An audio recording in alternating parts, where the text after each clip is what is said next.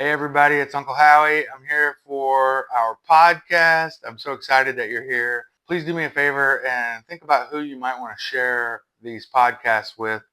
If you know someone who has young adult sons, if you know any young men that grew up without a strong male role model in their home, if you know some kids that get in and out of trouble, or maybe some kids that grew up in foster care like I did, there's a lot of candidates out there. A lot of kids that are on a path, a lot of young men that are on a path, and a little bit of encouragement from an uncle that prays for them and loves them and cares about them might be just what they need to make some really good decisions. And last week we sort of opened the door to what we call the 5 F's of goal setting, and of course that's fitness, faith, fun, finance, and family. Last week we talked about family, and tonight we're going to talk about fitness. And so, I'm not the physical specimen that I was in my 20s. When I was in the Army, I was in quite good shape, and after work, I spent several hours a day at the gym,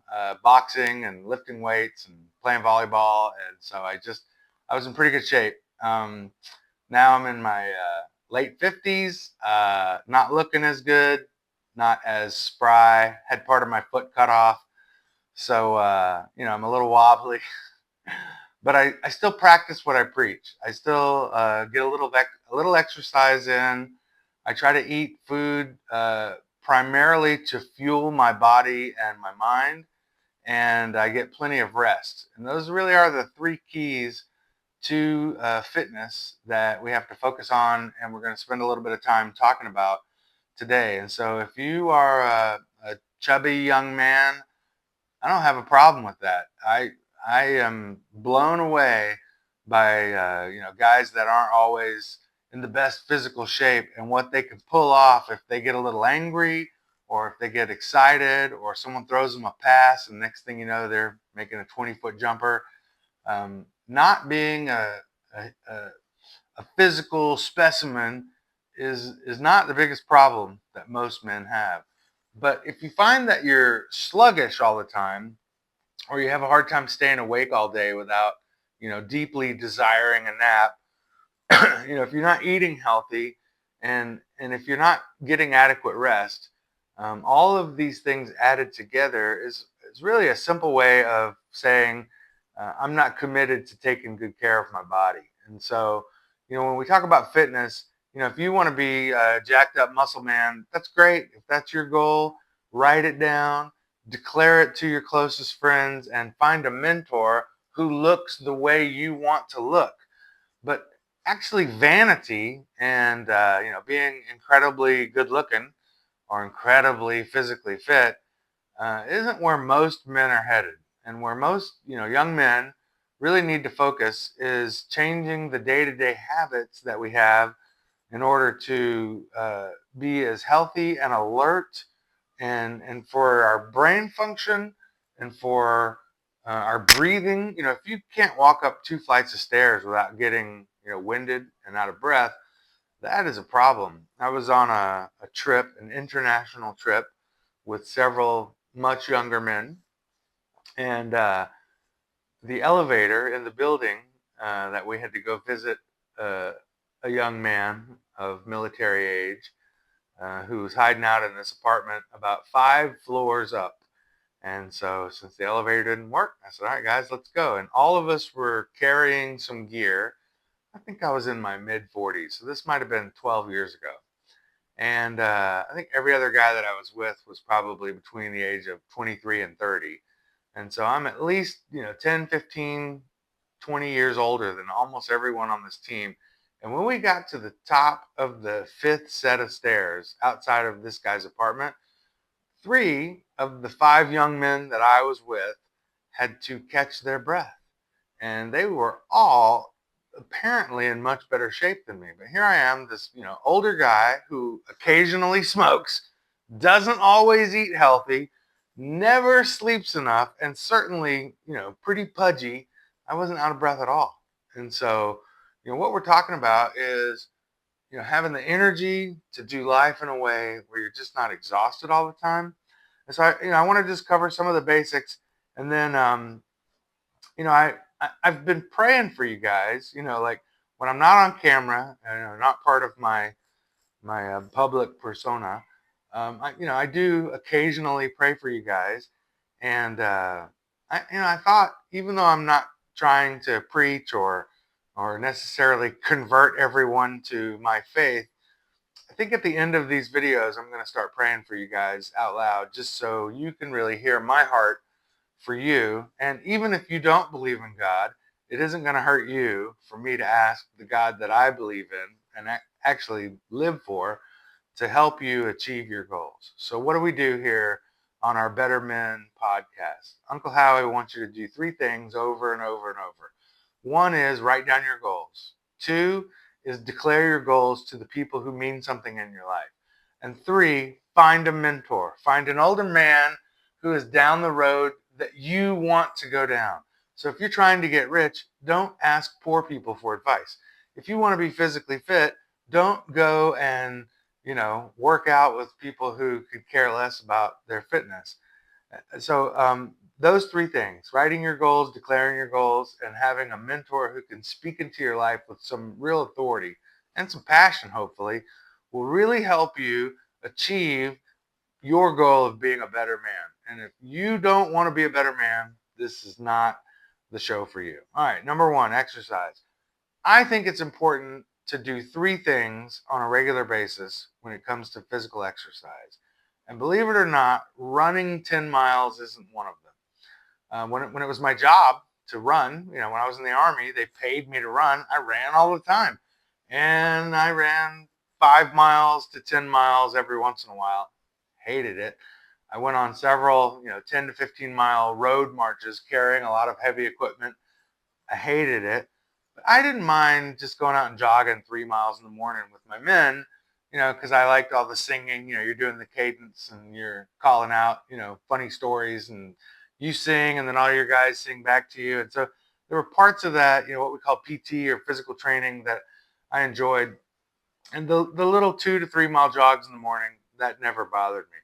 But it's really, to me, it's not super important how great your cardio is. If you can move your own body weight around, go up 2 or 3 flights of stairs without being out of breath, that's enough cardio in my mind. And, so if you want to be faster, you want to compete in sports, of course, cardio is going to be a big thing for you. But the three things that for me are really non-negotiable. One is flexibility. I could show you some stretches that are really good for me, things that are important. But you can also just go on YouTube and find, lower back, hamstring, core stretches and flexibility. There's all kinds of free resources. Spend 10 or 15 minutes every day stretching, especially your core and your upper legs, your hamstrings and your quads. Um, Side squats, sumo squats, those types of strength building things are great. But if you don't stretch out before and after, you're gonna pay a price for building up your muscles if you're not flexible. So number one, in my opinion, the thing that's gonna make your life better than sitting around and playing video games and watching TV all the time is to get more flexible. Get your shoulders more flexible. Get your lower back more flexible. Get your thighs more flexible. Work on flexibility 15 minutes a day. I'm just challenging you. 15 minutes a day, stretch it out. That could be 5 minutes when you wake up, 5 minutes at lunch, and 5 minutes before you go to bed. It could be 15 minutes all at once. But whatever you're doing now for flexibility, add 15 minutes to your commitment and just try it for 6 weeks. 6 weeks, 15 extra minutes of flexibility. The second thing under exercise is actually leg strength. They say that when men get older, their heart and their lungs are the two biggest predictor of how long they're going to live. And do you know that the third biggest predictor for how long a man will live, other than his heart and his lungs, is the circumference of his thighs? And so even if you just do body weight squats every other day, 15 minutes of body weight squats and toe raises will change your life if you're disciplined and you do it a little bit every day.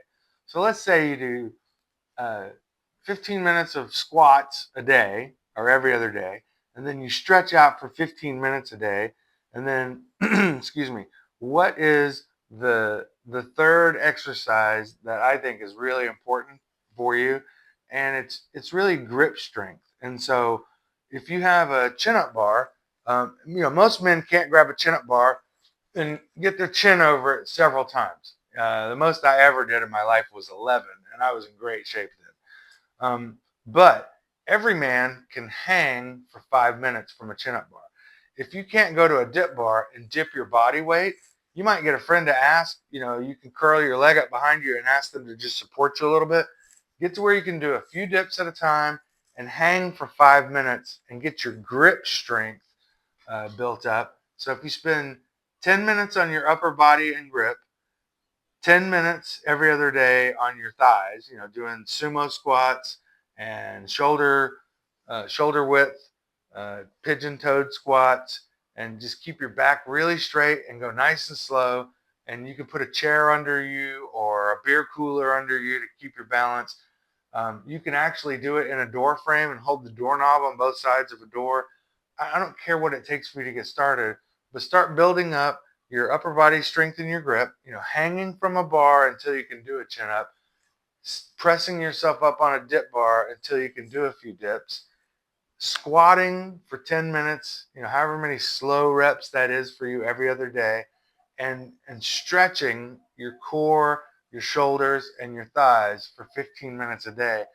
What I have just prescribed you, if you do this 5 days a week, is about 2.5 hours of exercise a week. It's really not that much when you break it up into small bite-sized pieces. And once you get into these basic habits, you can add some curls and get your biceps bigger and all that stuff. Those things are fine. But do the basics first and get into the habit of regularly doing the basics of exercise. Get your body flexible. That will pay off in the long run more than anything else, in my opinion.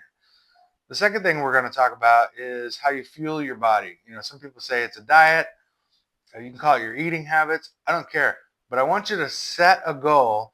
If you're chubby, set the goal to lose 10 pounds in the next 10 weeks. That is pretty reasonable. And if you have some accountability from some of your closest friends and a mentor who's in pretty good shape, it's not going to be life and death for you to go off and lose 10 pounds.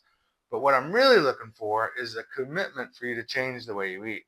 Eat less carbohydrates and eat less sugar. The more protein and fat you have in your diet, and by fat I mean avocados, butter, animal fat. You don't want to eat a big blob of beef fat just because it's gross. But if you're cooking a steak, don't trim all the fat off the beef. You want a little bit of fat. And I'm going to tell you another little secret. And some of you are going to think this is gross. But when you're eating chicken on the bone, all those little knuckle pieces, like at the end of the chicken leg or the end of the chicken thigh, there's that little white piece of gristle that kind of holds things together. Eat that. You just peel it off with your teeth and you got to chew it up. And it is a little bit gross. But I'm telling you, the collagen in those connective tissues in chicken is really good for you. And so eat more protein, eat more fat, eat less carbohydrates. That's the bread and the cinnamon rolls. And so I really don't care if you have a super balanced diet. If you eat a lot of fruit or you don't eat a lot of vegetables, I don't really care. What I do care is that you put yourself in a little bit of calorie deficit, enough to lose a pound a week until you get to your goals. And what you're really doing is just changing your habits. So if you're the kind of person that eats 2 big bowls of sugary cereal and then you drink, 2 liters of Dr. Pepper or Orange Crush every day, and you're just sucking down sugar day after day after day, you are killing yourself. Carbohydrates and sugar, bread, pasta, popcorn, sugar, these are the things that are doing the most damage to your body, in my humble opinion. I never said don't eat any carbohydrates. Just cut it back down to about 10% of your overall intake. So if you're eating a calorie diet of 4,000 calories a day now and you're a little chubby, chop it down to 3,000 calories, and no more than 300 of those calories should be carbohydrates in a day, and the rest should be mostly protein and fat. And I know a lot of people are like, well, I have to eat a salad because it's so healthy. It's really not. A salad with salad dressing and all the goo that goes on it to make it yummy, it's really not usually the healthiest thing. Chop up some avocados, eat some fresh fruit, have a banana every once in a while. But most of your calories should come from proteins and fat while you're losing weight. Once you get to your ideal weight, we'll talk about that again. And then the last thing I want to cover, and I only have a few minutes left, is if you're sleeping 12 hours a day and you don't ever do any exercise, you're sleeping too much and you're killing yourself by letting your muscles and your frame deteriorate. And so to take care of yourself, I'm really excited to tell you that you should sleep somewhere between 7 and 9 hours a day, and it should be really solid sleep. And so whatever it takes for you to get to that, write that down as a goal. Declare your goals to someone that can hold you accountable, a peer, a friend, someone that cares about you, and get a mentor and say, hey, when we check in once a week, I want you to check in with me about this goal of me sleeping somewhere between 7 and 9 hours every night. When you start to do these things, when you take care of yourself, it puts you in a position where you can now better take care of other people. And remember this, we say it a lot here at Uncle Howie's podcast, is that a young man learns how to take care of himself, but a fully developed man takes care of other people. And I want you, as my younger friends, my little brothers, my nephews out there, if you're one of the nephews, then our goal together is to get you into the place where you not only take good care of yourself, but you're able to take care of other people. And so go out there and make the world a better place. Go back and listen to the older podcasts if you haven't seen them, and do your best to keep track of your improvements and put some things in the comment. If you're setting some goals for yourself now, write it in the comments. Say, hey, I just set 3 goals for myself and one of them is blank. Put it in the comments. Share this with young men that need it. If you have friends that are moms with young adult sons, share this with the moms, and the moms will share it with their kids. And what we want to do is help as many people become better men as possible by setting goals and having accountability in their life. Real quick, I'm going to pray for you. Lord, I thank you so much for the young men who are watching this video. And it's a real pleasure to do everything I can to encourage them to be better men. And I pray that you would help each one of them set goals, and that one of their goals would be that their spiritual eyes are open and that they would see that you are true and real and love them tremendously. And I pray this all in Jesus' name. Amen.